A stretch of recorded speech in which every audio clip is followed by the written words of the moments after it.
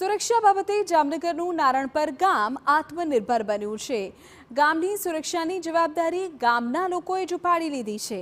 શિયાળાની કડકડતી ઠંડીમાં રાત્રિ દરમિયાન તસ્કરો સક્રિય થતા હોય છે, તેથી જામનગરના નારણપર ગામના લોકોએ ગામની સુરક્ષાની જવાબદારી પણ લઈ લીધી।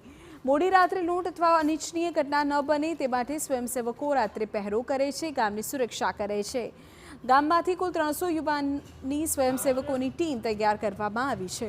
વચ્ચે આવી જાઓ તમે। શિયાળામાં દર 3 મહિના ઘર દીઠ એક વ્યક્તિનો વારો આવે છે, એટલે મહિનામાં 2 વખત વારો આવે છે અને આખી રાત જાગે છે બધા અને ગામની સુરક્ષા કરીએ છીએ। જેમ ઘરની જવાબદારી સમજીને ધ્યાન રાખે છે તે રીતે ગામમાં પણ ચોકી ફેરો કરી અને બધી ધ્યાન રાખે છે ગામના બધા વડીલો।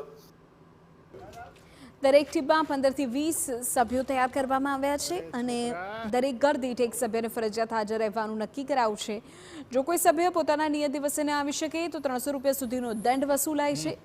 રાત્રિના 11 થી સવારના 6 સુધી ગામના દરેક ખૂણામાં ટીમ પહેરો કરે છે। જો કોઈ અજાણી વ્યક્તિ મળે તો તેની પૂછપરછ કરે છે। જો કોઈના ઘરે મહેમાન બનીને આવ્યા હોય તો સ્વયંસેવકો ઘર સુધી મૂકવા જાય છે।